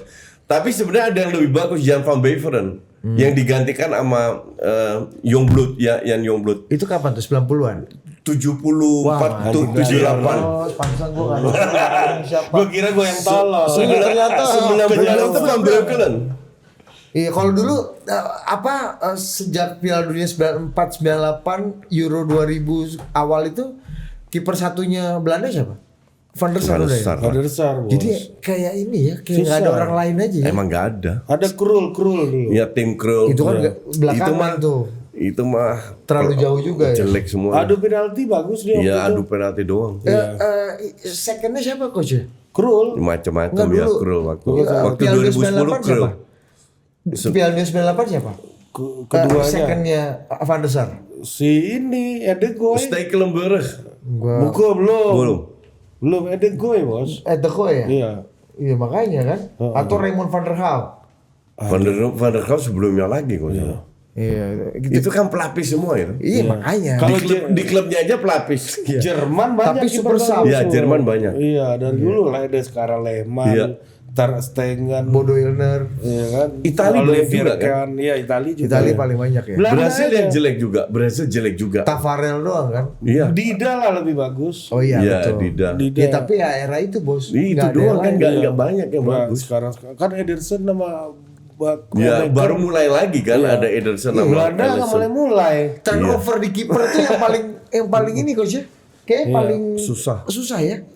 Nah, Ya karena lu apa ya, semua pemain bola di Belanda itu mau jadi penyerang kan. iya benar. Itu kata Abel Xavier kan zaman dulu. Kalau lu mau cari pemain saya bagus, lu datanglah ke Belanda katanya kalau zaman dulu tuh. Iya. Lu Karena lihat main ya, kiper deh Inggris. David Seaman dari muda Iya, sampai udah lama banget 40 tahun masih dia di doang. timnas, ya. Iya kan? Iya, Van der Sar setelah juga itu susah. masih ada David James. Iya, pelapisnya banyak Iya, sih ya. masih bagus. Betul. Inggris masih bagus. Apa Robinson siapa? Iya, menurut gua Joe Hart aja masih oke. Oke. kok. Oke. Iya kan? David James enggak lah, jelek gue bilang. Ya, maksudnya not bad lah. Liverpool lah coach dia. Bos. Iya, Liverpool menang apa? Itu zaman terpuruknya Liverpool itu. Iya, tapi ya- Liverpool kan baru bangkit di bawah Klopp. Itu 30 tahun loh nggak menang apa-apa. ya, itu gue inget tuh. Iya, Pelatihnya di- Gerard IPL Houllier. nggak? Si ini Pickford ini apa klubnya? Ya Pickford parah lah. Lebih-lebih masih mending James lah. Iya, kau bandingin James sama masih mending James. Siapa dulu kiper Inggris tuh ya? Iya, Seaman yang paling top lah. Siman. Siman ya betul kayak iya. Tapi Robinson ya? Ya Robinson juga. Sempat kan ya? Robinson lumayan kan. Lumayan Robinson. Everton kan dia. Iya, iya. Tapi itu coach, kenapa ya itu Itali paling paten sih bos. Itali itu Peruzzi, perfect, Pagliuca, di satu Toldo. era aja terlalu Iya, banyak bos. banyak Toldo, sekali, iya, Buffon, iya. Pagliuca, Peruzzi, ada Marchegiani aja nggak Abiati, masuk. Sebastiano Rossi, Marchegiani. Lupatelli itu aja nggak masuk bos dulu. Betul. Itu Buffon terus kalau Buffon nggak pensiun. Nah Tapi ada Toldo. masalahnya kiper bagus ini mainnya pas Buffonnya lagi main terus. Iya benar. Buffon selesai dia selesai juga. Iya, bos. semua kelar. Nah untung masih ada. Hancur semua sisanya Nah sekarang. Donnarumma ini kecelakaan. Jadi waktu Milan jelek, dia nggak punya kiper dua. Kiper dua dipromot dari kiper tiga. Kiper satunya cedera, kiper duanya cedera, kiper tiganya ada anak 16 tahun. Namanya Donnarumma. Donnarumma disuruh main. Kasusnya agak mirip Christian Abiati dulu waktu itu muncul. Rossi. Karena Jens Lehmann dibeli hancur jelek. Hancur. Diganti akhirnya kembali ke Rossi. Rossi bikin kesalahan kan. Kartu merah. Bagus, Iya. bagus. Rossi kartu merah. Rossi betul. kartu merah, Oh, ya. terus Abiati. Disitulah blessing. Tapi Milan in disguise. juara musim itu. Betul. Di musimnya Donnarumma itu enggak. Oh iya. Tapi mau juara nggak juara udah kelihatan lah Donnarumma gila dulu. Iya benar. Dia sampai ke Selatan nggak pernah juara Champions League juga, tetap one of the best player yang pernah. Kalau kiper menurut lu paling the best of all time siapa? Dasayev. Wah, gua nggak bisa konfirmasi itu. Pernah nonton juga. Dasayev gila ini. Siapa? Dasayev. Rinat apa Rinat sih? Dasayev. Rinat Itu Dasayev. kiper apa Soviet. Soviet. Meskipun dia dilocoin sama Van Basten Itu ini kan kan. gol kayak gitu kan berapa ribu tahun sekali. Iya, itu karena saking uniknya dia nggak punya repertoarnya di kepalanya bos. Iya betul. Ini seniman jalanan semua ya. Iya ini Nggak ada kalau sekolah menurut musik ini. Dasayev itu kan waktu Boston tendang kayak gitu kan, anjir gitu. Ini partiturnya apa ini nggak masuk komputernya kan? Iya. Nah, di partitur di Beethoven nggak ada. Karena kata Koci tadi, Soviet itu kayak tentara, disiplin apa semuanya udah ada playbooknya. Nggak ada playbook. Nah muncul nih si Boston ini nggak ada playbook nih tendangan kayak gitu kan, error lah komputernya. Itu timnas Soviet itu dulu dahsyat loh. Itu kan kalahnya gol kayak gitu kan goal impossible itu. Iya. Ya itu Boston juga nggak nyangka gua Iya, rasa itu kan goal impossible. Kalau nggak itu belum tentu Belanda juara itu kalau nggak ada gol itu. Kan 2-1 ya skornya kalau nggak salah. Iya. Atau 3-2. 2 selisih 1 gol. Siapa Van der Berg main ya di situ. Van der Berg main. Iya. Iya. Siapa sayap kirinya yang umpan itu namanya lu bilang itu coach? Arnold Mühren. Nah itu bos. Nyebut Ya, aja ya kan Boston di kanan, sayap kiri yang umpan di sini. Harus murah. Mule. Ah udah susah. Lidah Padang lu susah bos. Kalau si Chandra panggilannya di sini The Führer. Pasukannya kalau ketemu dia gini semua. Kalau lu kiper siapa? Apa? The best kiper. The best keeper gua Buffon. Dida lah. Sebagai Milanisti kan. Iya dan Ya, memang Dida bagus ya. Dida. Dida ini sih. Gua nonton Dida itu bos di Piala Amerika 99. Oh Copa. Itu kan zaman timnasnya Brasil lagi bagus-bagusnya juga. Iya. Setelah 98 Sama Dida kan. Tafarel udah selesai. Iya. Di Udah Piala udah 98. MPP lah menjelang pensiun Tapi ya. Dunga masih udah selesai juga ya kalau nggak salah. Ya Dunga, Dunga udah Bebeto. tua juga. Iya. tuh. Itu eranya Bebeto, Dunga, Romario Nah, si ini kawan ini baru promosi nih. dari Palmeiras. Ronaldinho. Iya. Di zaman itu dari namanya di Copa America. Gue ingat Ronaldo de Assis namanya kalau nggak salah. Ya, Ronaldo di asis, Ronaldo kecil. Iya kan? Iya kan? Kawan ini 3 kali penalti 1 pertandingan bos, Dida ini. Lawan Argentina apa lawan Kolombia gitu waktu itu. Menang lah Brazil 3-0. Kalau enggak 3-3 tuh. Nah, itu gue lihat nih ini jago. Tapi itu kiper zaman itu. Tapi kalau kiper zaman ini itu standarnya udah nggak kayak Dida lagi menurut gua. Lebih jago. Karena Kan golnya lebih dikit kan? Sekarang tuh gol lebih dikit kan dibanding dulu apa enggak? banyak sekarang. Banyak. Sekarang lebih produktif ya? Karena gini nih, pertama lu butuh kiper yang jangkauannya luas, yang gerakannya bisa lebih luas dan jangkauannya luas lah ya. Karena pemain-pemain sekarang punya kemampuan untuk tendangan akurasi sampai ke pojok gitu kan coach kan. Model tendangan lebih banyak gitu. Variasi tendangan lebih banyak. Yang kedua, dia harus ikut bantu build up. Kiper harus terlibat dalam permainan sekarang. Setuju. Enggak, ke zaman dulu kan enggak. Apalagi zaman Michael oper belakang pegang bos, back pegang. Oh itu kan Euro 92 itu makanya kemudian berubah aturannya kan. Jadi dia ikut terlibat dalam permainan. Tapi jadi kan Michael itu juga orang yang susah nyari pemain ya jangkauannya luas dan bisa terlibat dalam permainan sekaligus. Oke. Menurut gua David Raya itu bagus, cuma jangkauannya terbatas. Iya. Raya ini siapa? Kipernya Arsenal. Kiper Arsenal. Hobbit. Hobbit, pendek. Kayak gua dong. Kalau lu konten. Iya. Kayak Napoleon lu. Raya sama si Pickford kan gitu. Pickford. Reach-nya itu Onana. Reach-nya terlalu pendek. Kalau dulu Michael tuh bukannya juga banyak. Enggak, Michael is almost perfect. Iya, Mas tuh kan Michael kan terlibat dalam game kan ini banget apa? Komplit lah Michael itu. Makanya dia bertahan lama juga. Betul. Olivier Kahn terlibat nggak ya? Enggak kan? Kiper klasik kan itu kan? Klasik. Iya. Michael ya agak asis banyak dari Michael bos. Ada yang agak berlebihan, kayak dulu kipernya Cilaver. Dia pula mau sama Campos pendek coach. Iya, tapi berlebihan juga itu. Higuita. Itu kiper Amerika Latin. Kiper sirkus itu. Yang kita ingat penyelamatan yang monumental ya, padahal tapi satu doang. Yang hancurnya lebih banyak kan. Iya. Jadi kalau di Belanda tuh emang orang nggak ada yang mau jadi kiper. Nggak mau jadi kiper susah. Lu kalau yang namanya Reisiger sama Bogarde, Reisiger si iya itu kan awalnya bahkan Van Bronckhorst loh, Giovanni Van Bronckhorst awalnya penyerang semua, disulap jadi back. Giovanni Van Bronckhorst itu penyerang, winger kiri. Itu juga penyerang, bukan penyerang disulap jadi back. Arthur Numan penyerang, disulap semua jadi back. Karena nggak ada yang mau jadi pemain bertahan. Itulah yang membuat lo bilang kita ini sampai final Belanda ini sampai final berapa kali? 7 kali perempuan dan 4 kali 3 cowok 1 cewek. Iya kan? Itu tuh karena semuanya mau jadi striker ini kan. Itu kayak orang Minang main bola coach. Kalau gua lagi di perkumpulan Minang gua main bola, nggak ada cari kiper tuh susah bos. Kiper tuh dia tahu nggak lo cara kami memilih kiper gimana? Jadi semuanya mau maju nih coach. Kalau di Coach FC kan enak pembagiannya. Udah dari awal list kiper Ucok, si Guntur, Panji sama Bob. Bob kan udah ada list kan. Kiper. Dari sebelum pertandingan udah ada line up nih coach.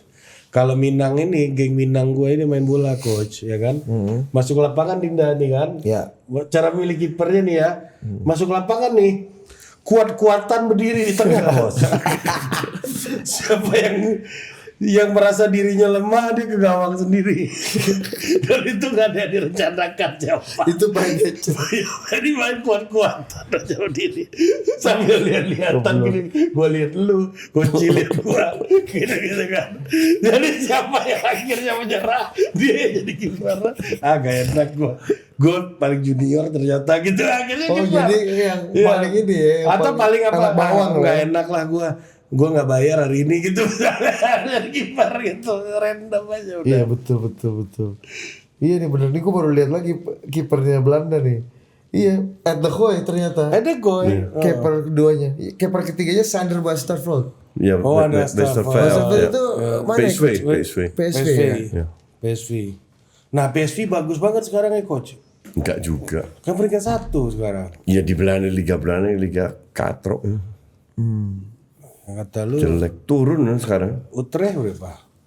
Itu kan selalu katrok kalau prestasi. Iya, Kan ini hubungan emosional. Iya, ini apa? Beda. Apa lu bilang fighting spirit Iya. kan? Kalau prestasi malah itu yang jangan diharapin. Iya betul. Tapi kan hubungan emosional. Ada nggak coach orang dulu ya, maksud gue? Gue gak punya emosional, gue dipaksa-paksa nonton Utrecht waktu itu kan. Gue mau ke Milan coach. Jangan, ngapain lu ke Belanda aja tuh. Utrecht lawan Almere City. Udah pasti kagak punya emosional. Gak ada emosional, yang ada gue yang emosional di situ kan. Ini pertandingan apa ini? Udah gitu dingin pula. Dingin pula Belanda bos. Sama lah sama Milan juga segituan waktu itu. Karena sama-sama di utara kan, Iya. dekat Alpen Mengerikan. kan. Apa tadi? Gue juga lupa tadi mau nanya. Orang dulu yang bisa bertransformasi di era sekarang siapa paling ini? Pelatih. Cruyff paling. Hah? Cruyff. Oh, Cruyff sih. Ya. Yang masih bertahan sampai sekarang. Ancelotti gimana menurut lu? Pelatih-pelatih lama. Pelatih lama Di gitu eranya ya. Budi nonton bola yang masih ada sampai sekarang gimana? Yang dia catch up gak dengan Nggak ada. berubah ya? That is the problem dengan pelatih lama. Kalau lu lihat Wenger aja 5 tahun terakhir bapuknya minta ampun. Lu lihat Mourinho nggak berubah. Jadi the problem dengan pelatih lama itu merasa diri udah hebat. Udah menang brand. Iya, brand. Lippi apa semua itu nggak mau berubah. Padahal kalau mereka mau berubah itu bisa aja mereka sampai sekarang ngelatih. Ini barang gini nih, gue beli ini barang, nanti yang kerja dinda-dindanya aja bos, ya kan? Iya, lu nama Kawannya aja. pakai nama aja, pinjem nama, ya kan? Tapi apa namanya football science yang dinda-dinda ini kan lebih paten, ya kan? Iya, tapi kan nggak berani juga jauh-jauh dari Iya. dari arahan Nama Abang Da ini kan? Iya. Iya, yang pegang dia punya nama, ya kan? Ngapain gue serius-serius? Kalau ini benar, yang dapat nama si Mourinho kan gitu kan? Iya, Mereka kan juga ada begitunya pasti itu kan, coach kan? betul. Jadi justru sekarang lebih banyak pemain muda, tahu kenapa? Bukan karena mereka lebih bagus, karena mereka lebih murah. Yang tua-tua perform kayak Pochettino dan lain itu kan praktis sudah nggak laku lagi. Iya ya. Akhirnya kan Diambil ke timnas lah, ke Iya, apalah, negara dunia ketiga lah. Iya. Karena yang muda itu lebih murah ya. Contoh paling bagus Slot lah. Slot datang dia di Liverpool, lu mau nggak ngelatih Liverpool? Ya mau aja. Tapi lu nggak dapat budget, oke nggak masalah. Nggak ada budget juara tuh. si anak muda ini ya. Iya. Dia sama Ten Hag, dia suruh ke MU. Slot muda kan? Ya lumayan lah, buat pelatih lumayan lah. Iya kata, bener dong. Gue gak ngerti juga slot ini. Nggak muda-muda amat tapi oke lah. Dia lupa pula nama Slot tadi kan, anak muda ini kan. Tahu gue Arne Slot kan? Iya. Iya, bener ya. Iya, Dia gue tahu. botak juga. Iya, gue Liverpool taunya ini coach. Dulu Liverpool pernah dilatih sama 2 coach sekaligus. Lu masih ingat gak? Ada Roy Evans sama Gerard Houllier. Gerard Houllier tahu. Ya, pelatihnya Abel tuh. Sama Roy Evans pernah ada 1 kali. Udah. Sahabat coaching kan Abel Xavier. Dan dulu tuh ada ya pelatih pemain itu lagi zaman Ada gitu ya. Ya Khalid kan juga. Iya, kayaknya dia pelopornya tuh kayak coach ya. Ya mungkin ya, bisa jadi. Viali. Manajer pemain. Kalau sekarang udah nggak ada lagi bos. Nggak ada lah, nggak bisa. Nggak sanggup lah sekarang. Iya. MU gimana coach? Nggak menarik kalau nggak ngomongin MU malu nih. MU ya Menang terus gitu-gitu aja. Nggak menang terus gimana menang terus. Newcastle kalah kemarin ya. Ini kalahnya lawan 10 orang. Iya. Gimana lu kalah lawan 10 orang gitu. Udah nggak usah. Dan Newcastle pula. Gue lebih setuju pelatih timnas kita masih Patrick Kluivert coach. Kenapa? Kalau mau berharap nih, gue bilang Mari gue lebih setuju Kluivert. Kita mau ganti siapapun kan lu udah tahu nih katanya kan secara teori hasilnya nggak mungkin jauh juga kemana-mana nih. Iya. Kalau kita ganti siapapun minimal kalau Kluivert nih kalau pertandingan orang minta foto bos. Iya, exposure. Iya, exposure. Nggak nih, gue tuh masih ke bawah ini lu apa namanya perspektif lu dulu ketika bicara Kluivert. Lu Kluivert itu jangankan pemain kita yang punya kebanggaan ya, maksudnya ini orang terkenal, idola kita semua. Pemain lawan atau tim lawan juga minta respect. foto sama kawan, Iya. respect gitu. At least ada itunya gitu. Nggak, dulu kan masih ada Pasto dan lain-lain, itu kan ngebantu juga. Cuman masuknya mereka kan di momen dimana mereka harus perform, nggak ada waktu lagi untuk adaptasi, itu yang repot. Tapi menurut gua ya secara teori juga ya gini ya coach ya. Ini pemikiran gua aja, lu boleh nggak setuju nih. Siapa yang nanya ke gua kemarin ya? Lu ya Chan ya nanya ke gua soal negara Asia atau Afrika yang juara dunia duluan. Anggap aja dia lah, Ya, si Chandra. karena Chandra ke gua. Dan lu Menurut habisin lu waktu mana dari- yang lebih dulu? Negara Asia duluan atau negara Afrika? Asia. Sama lu sama gua. Kenapa alasan lu? Karena Afrika itu lebih Tunggu dulu. Lu siapa dulu? Gua Iya. Jangan dia nanti niru argumen lu. Gua Afrika lah biar beda aja. Mengikuti Peter Gonta gitu. Rasisme dalam. Kenapa gue bilang Asia? Afrika kan dari dulu ngandelin skill, fisik yang kuat. Asia itu development teknologi itu dimanfaatkan, ngedevelop walaupun skillnya sama fisiknya di bawah pemain Afrika. Kalau lu apa dia? Afrika tuh by default memang dia unggul kan, dan sudah bisa berkompetisi. Cuma science, iya kalau gue ya gue kan nggak give aja. Menurut gue give ini dan menurut gue Afrika juga develop karena menurut gue dia nggak pernah jadi halaman belakang di sepak bola dunia. Afrika selalu jadi halaman tengah dan halaman depan. Kalau gue argumen gue gini coach, kenapa gue bilang Asia ya? Ini soal distribution of talent. Sepak bola ini kan about talent. Iya. Lu kalau jadi orang Afrika, main lu bagus banget, pasti lu pilih Prancis. Nationality lu. Iya. Orang kayak Joshua Ya, tuh jarang kalau lu ya. lahir di Prancis atau besar di Mostly Prancis. kan itu. Enggak lah, Main bola. Drogba kan enggak. Di bawah lu kan masih bisa dan gini dia Nigeria. U19-nya Ginia, tiba-tiba di seniornya lu timnas Portugal. Iya. Masih bisa, Bos. Iya. Ini Lebih longgar lah. konsekuensi dual citizenship mereka itu. Oke. Ya, jadi menurut gua pemain makin bagus pemain di Afrika, makin besar peluangnya mereka untuk jadi pemain timnas Eropa. Karena memang kebanyakan dari kecil mereka udah walaupun mereka lagi di Afrika diangkut ke negara barat kalau bagus. dari umur 10 tahun. Karena 11 secara tahun. fisik, secara ini Betul. Nah, konsekuensinya apa? Best talent nggak pernah dapat oleh Afrika, pasti mereka dapat nomor 2. Iya. Nah, iya kan? seperti Eagles tahun 91 itu agak jarang tuh ya, susah ya. Nigeria. Makin kesini makin sulit. Nigeria aja peringkat nggak masuk. Nggak lolos Piala Dunia. Iya. Oh, Iya nggak kan? masuk dia. Nggak masuk. Iya. Jadi dan regulasinya Eropa akan lebih menguntungkan mereka kalau mereka warga negara Eropa, Uni Eropa. Untuk di klub mana. Jadi contoh si Prancis pas juara dunia berapa keturunan Afrika yang main di situ.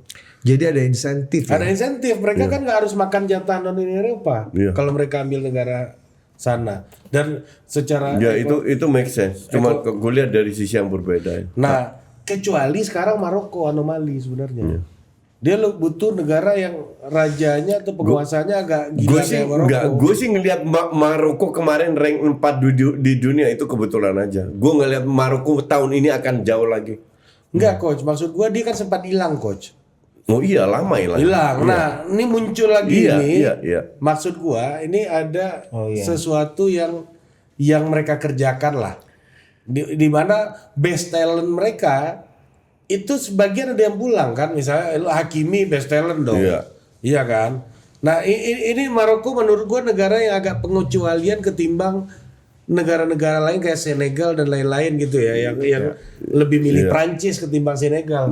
Maroko best talentnya bisa pilih Maroko, bahkan Brahim Diaz saja masuk ke Maroko gitu. Ya karena di Spanyol nggak dipakai. Berat dia di Spanyol gitu. Tapi maksud gua make sense.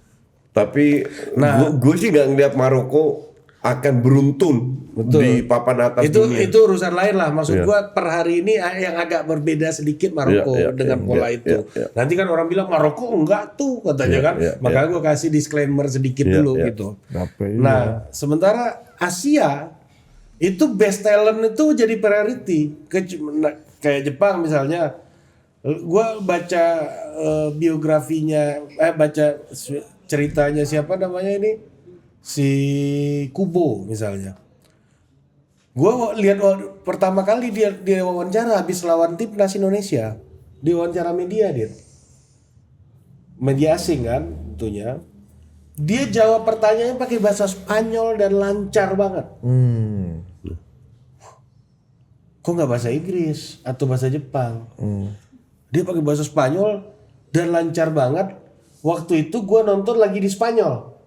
Gue tanya sama staf KBRI, gimana menurut lu bahasa Spanyolnya Kubo? Native katanya. Gue tanya ke orang KBRI Madrid, artinya apa? Artinya memang yang main di timnas Jepang emang best talentnya mereka gitu yang akhirnya main di Eropa kembali ke Cari Jepang. pengalaman, kembali ke Jepang. Karena nggak ada pilihan dan lain. Korea. Nah itulah yang membuat gue memahami kenapa waktu itu timnas media Jepang sempat bilang kalau Indonesia masih naturalisasi kami nggak takut. Karena apa? Naturalisasi itu bukan second tier talent gitu loh. Itu jadi ngerti gue argumennya naturalisasi apa. second tier talent. Itu second tier Iya, talent. second tier talent di sana gitu. Atau Cabur mau ikut Olimpiade. Padel. Padel sorry. Pedal gimana pedal court lo coach? Lu promosi dong. lu kena penertiban Mas Pram enggak lu? Enggak kena sih. Semoga enggak kena karena ya kita konsultasi juga dengan lingkungan, kita punya izin dan aman-aman aja.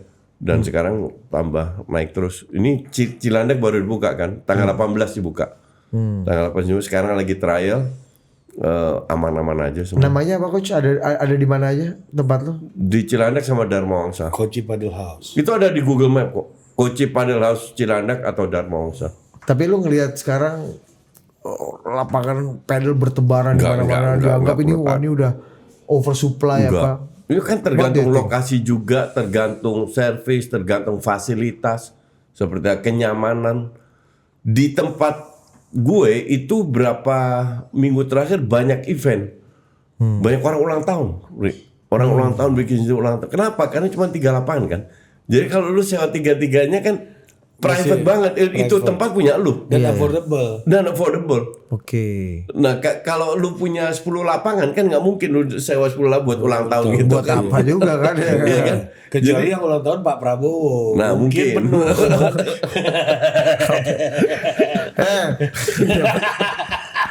Iya bener. Iya kan? Iya bener. Tapi intinya ya. Kalau Mas Gibran aja nggak penuh itu. 8 Mas Gibran. 8. Jadi di Pondok Indah, di Dharma Wangsa 3, di Cilandak 3. Jadi Dan ada, itu ada 6 court ya. Ya 6 court. Tapi ada di yang 2 bilang tempat. padel udah mencapai titik jenuhnya orang. Apa yang menurut lu padel itu masih punya nafas panjang di Karena Indonesia? padel di dunia internasional itu berkembang. Iya, ditangkap ya. Ditangkap ya. Udah ada Piala Dunia, banyak turnamen di terutama di Timur Tengah aja udah mulai invest di padel. Terus akan di lobby rencana mau masuk Olimpiade. Kalau masuk Olimpiade kan ntar masuk Piala Asia. Udah masuk Piala Asia kalau nggak salah. Udah akan dimainkan di Piala Asia. Jadi kalau internasional berkembang ya masa kita ketinggalan. Udah kan? Piala Asia apaan coach? Padel. Piala Asia bola. Asian Game. Asian Games. Maksudnya ya. Pertanyaannya benar Enggak Asian Game. Asian Game sorry. Salah. Asian Game sorry. SEA Games sudah ada nggak pedal? Belum SEA Games. Tapi feeling gue akan segera Kok masuk. artinya ini masih banyak ruang Iya, untuk tumbuh kalau ya? di internasional berkembang ya kita ikutan dong. Pickleball nggak terlalu ya? Nggak terlalu. Pickleball itu cuma di Malaysia, di Singapura pun padel. Iya, kalau di Filipina gua pickleball kemarin. Dan satu ya coach ya, mungkin karena barrier to entry-nya kecil kali ya. Jadi orang bisa nyaman dan seneng gitu ya main. Gini gue kasih contoh gue aja, seumur gue segini. Gue kalau main bola itu harus 2-3 hari rest, gempor badan. Setuju? Main padel hari ini main, besok main lagi. Lusa main lagi. Setuju, kayak kita seumuran aja. Iya setuju. Ya lu kan main bola juga lu. Iya, tapi kan nggak seumuran. Nggak bukan setuju, lu tahu kan kebiasaan gue, gitu maksudnya di bola. Gua kira dia menganggap kita mengajak gua setuju. Nggak, lu tahu kan gue habis main bola gue rest 3 hari kan. Setuju? Oh, gitu. Gitu. Jadi belum Dan seperti ketakutan cowok kata cewek orang bisa ya. main, muda tua semua bisa main. Iya, agak Buat jarang ya fun-fun aja. olahraga yang dimainkan sama suami istri sekaligus Iya, gitu iya. agak jarang kan? Kalau tenis sih gue ngerasa kalau main sama istri gue misalnya ya, gue masih ngukur-ngukur tuh mukul tuh. Iya. Kalau ini kekencangan nih, nanti dia nggak bisa balikin. Dan masih tenis kan mikir-mikir. lebih lama. Kalau ini satu game kan lebih cepat. Iya benar. Iya betul. Jadi bisa bergantian. Jadi lu sewa 1 lapangan biasanya 2 jam. 2 jam terus lu kalau main biasanya kalau 2 jam tuh 8 orang. Lu patungan dibagi, let's say di Cilandak itu 400.000. 400 kali 2 kan 800.000. Dibagi 8 satu orang cuma 100.000. Tenis kalau cari 6 satu babak aja bisa 20 menit sampai setengah jam Iya. sendiri. Lebih lama tenis. Iya. Kalau ini lebih cepet. Iya. Mau ngitungnya tenis pun tetap lebih cepet mainnya. Iya. Jadi lebih dinamis, lebih seru aja. Iya dan Apa aja yang ada di tempat lu ininya fasilitasnya? Kalau yang di Dharma Wangsa itu ada fisioterapi sama gym. Sama tempat buat anak kecil main. Jadi kalau ada ibu-ibu mau bawa anak kecilnya main, anaknya bisa main di situ. Ada yang jagain nggak anaknya? Enggak, kalau yang jagain enggak kayak ada. playground gitu kan. Kayak playground kecil ada. Kan ada sus yang jagain. Iya. Masing-masing loh. Iya kan Sus otoritas. masing-masing. Dan gymnya private ya. Jadi sama PT. Jadi kalau lu sewa sejam di situ ya buat lu aja. Enggak ada lain yang orang lain yang Lu nge-gym dan situ. dan kaum lu lah ya. Iya. Lu kalau misalnya nyewa ya Ya udah. kalau gue bawa lu itu bisa karena gue bawa lu. Intinya private lah. Iya. Terus ada visio juga. Fisioterapi. Ya. Terus kafenya kerja sama Ibnu Jamil sama Ririn. Gue pesan kopi waktu itu 11.30. belum bisa waktu itu. Iya, Karena belum buka. mesinnya mau diimpor dari Iya, Itali. katanya. impor dari Itali. Sekarang udah ya? Udah sekarang udah. Anjir, serius juga nih konsep kata gue. Iya, datanglah ke Koci Panel House Dharma Wangsa dan Cilandak. Cilandak. Ya. Kalau bingung lu jangan tanya Koci. Google Map aja. Iya. Cilandak ada mesin kopi juga dari Itali. Ada.